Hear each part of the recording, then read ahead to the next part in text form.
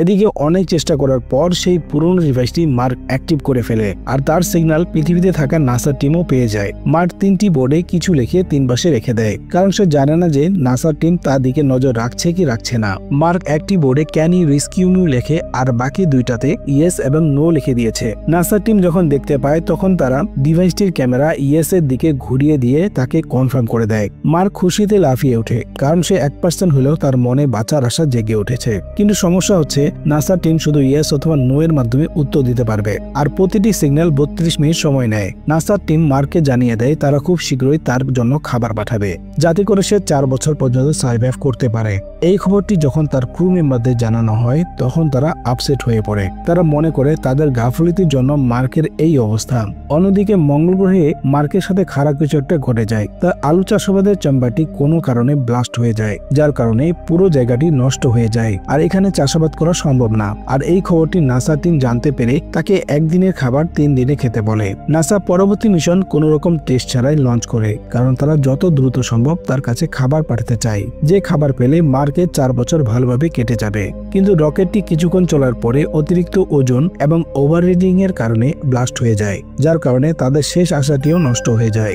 Mark যখন এই খবরটি জানতে পারে তখন সে তার বাঁচার আশা একদম ছেড়ে দেয়। সেই সাথে সে মঙ্গল গ্রহে 186 দিন পার করে ফেলেছে। আর এদিকে নাসার মিশন ফেল হওয়ার খবর পুরো দুনিয়াতে ছড়িয়ে পড়ে যায়। সবাই ভাবতে থাকে মার্ক আর পৃথিবীতে ফিরে আসতে পারছে না। আর এই খবরটি চাইনিজ স্পেসশিপের ডিরেক্টর দেখে ফেলে। সে তাদের তাইওয়ান সেন বুস্টার রকেট, যেটা টেস্ট ইতিমধ্যে সফলভাবে হয়েছে, সেটা নাসাকে দেওয়ার চিন্তা করে। তারা নাসার সাথে যোগাযোগ করে তাদেরকে এই খবরটি জানায়। নাসা মার্কের কাছে খাবার পাঠানোর আরেকটি সুযোগ পায়। এখানে প্ল্যান করার সময় আমরা একজন তরুণ ছেলেকে দেখি, যে একজন পদার্থবিদ পাশাপাশি একজন রকেট সায়েন্টিস্ট। সেই তরুণ জানায় তার কাছে একটি প্ল্যান আছে, যেটা 4 বছরের জায়গায় মাত্র 561 দিনে মার্ককে পৃথিবীতে নিয়ে আসবে।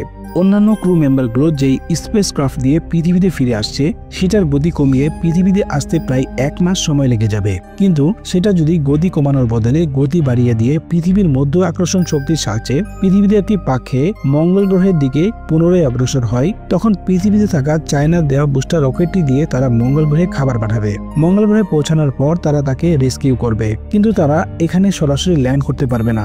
এটা করলে তাদের জ্বালানির অভাবে পরবর্তীতে পৃথিবীতে আসতে পারবে না। তবে নাসার ডিরেক্টর সহ কারো এই প্ল্যানটি ভালো লাগেনি, কারণ একজনের জন্য আরো 5 জনের জীবন মারাত্মক ঝুঁকির মধ্যে পড়তে পারে। তাই ডিরেক্টর সিন্ডার্স তাকে না জানিয়ে দেয়। কিন্তু এই প্ল্যানটি কোনো এক মেম্বার লুইসকে জানিয়ে দেয়। তারা মেসেজ দেখে আলোচনা করার পর সিদ্ধান্ত নেয় তারা তাদের ক্রু মেম্বার মার্ককে রেস্কিউ করার জন্য পুনরায় মঙ্গল গ্রহের দিকে রওনা দিবে। তাই তারা প্ল্যান অনুসারে পৃথিবীর মধ্যে আকর্ষণ শক্তির সাহায্যে পৃথিবীতে একটি পাখে মঙ্গল গ্রহের দিকে যাওয়া শুরু করে। স্পেসশিপের গতিবেগ দেখে নাসার টিম বুঝতে পারে তারা মার্ককে রেস্কিউ করার জন্য পুনরায় মঙ্গল গ্রহের দিকে রওনা হয়েছে। তাই তারা খাবার লোড করে চায়নার বুস্টার রকেটটি সফলভাবে লঞ্চ করে দেয়। বুস্টার রকেটটি হারমিস স্পেসক্রাফট পর্যন্ত খাবার পৌঁছে দেয়। হারমিস মহাকাশযানটি মঙ্গল গ্রহের দিকে রওনা শুরু করে। এদিকে মার্ক মঙ্গল গ্রহে 219 দিন পার করে দিয়েছে। সে এখন একদিনের খাবার 3 দিনে খায়, যার কারণে সে অনেক শুকিয়ে গিয়েছে। হারমিজের ক্রু মেম্বারগুলো তাকে সব জানিয়ে দিলে মার্ক তার রোভার নিয়ে মিশন এরিয়ার দিকে যাত্রা শুরু করে। সে এক চার্জে 4 ঘন্টা চালানোর পর পরে 4 ঘন্টা সোলারের সাহায্যে চার্জ করে। এভাবে একটু একটু করে সে সামনে আগাতে থাকে। অবশেষে সে একদিন মিশন এরিয়ায় পৌঁছে যায়। আর ততদিনে মার্কের মঙ্গল গ্রহে 516 দিন কেটে গেছে। এখানে আসার পর সে আরেকটি সমস্যার সম্মুখীন হয়। ফুয়েল সংকটের কারণে ম্যাপটি নিয়ে মঙ্গল গ্রহের কক্ষপথে যেতে তাকে ওজন আরো কমাতে হবে। নাসার প্ল্যান অনুযায়ী সেটাকে 5000 কেজি পর্যন্ত করতে হবে। তাদের কথা অনুযায়ী মার্ক ম্যাপটির ওজন কমাতে শুরু করে। সে ম্যাপটির ছাদও খুলে ফেলে দেয়, কারণ এটির ওজন প্রায় 500 কেজি। অবশেষে সেই কাঙ্ক্ষিত দিন চলে আসে। সব কাজ শেষ হওয়ার পর সে বুস্টারটি চালু করে মঙ্গল গ্রহের অরবিট ছেড়ে কক্ষপথের দিকে যেতে থাকে। অন্যদিকে ক্রু এর দল হারমিস নিয়ে মঙ্গল গ্রহের কক্ষপথে চলে আসে। কিন্তু হারমিজের স্পিড অনেক বেশি থাকায় আরেকটি সমস্যা এসে হাজির হয়, কারণ মার্ক যদি সঠিক সময়ে পৌঁছাতে না পারে তাহলে তারা মার্ককে উদ্ধার করতে পারবে না। বাধ্য হয়ে তারা একটি বোমা বানিয়ে স্পেসশিপের সামনের অংশে ব্লাস্ট করে সেটার স্পিড কমিয়ে দেয়। সেখানে রেস্কিউ করার জন্য কমান্ডার লুইস দড়ির সাহায্যে হারমিজের বাইরে আসে। দূরত্ব বেশি হওয়ার কারণে তারা এক হতে পারছিল না। এখন যদি সে মার্ককে ধরতে না পারে তাহলে মার্ক মহাকাশে হারিয়ে যাবে। মার্ক ঝুঁকি নিয়ে তার শুটের হাতের সামনে কেটে দেয়।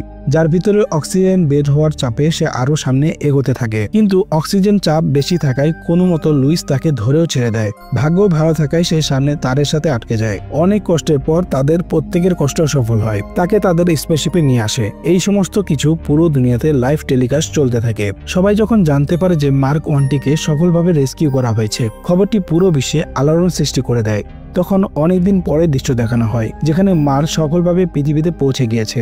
এখন সে একজন সার্ভাইভাল ইনস্ট্রাক্টর হয়ে গিয়েছে। এখানে সে কিছু ছাত্রকে মঙ্গল গ্রহের সার্ভাইভের অভিজ্ঞতা শেয়ার করে। আর এই দৃশ্য দেখিয়ে এখানেই সিনেমাটি শেষ হয়ে যায়। ভিডিওটি ভালো লাগলে অবশ্যই লাইক সাবস্ক্রাইব করে আমাদের পাশেই থাকুন। দেখা হচ্ছে পরবর্তী কোনো ভিডিওতে।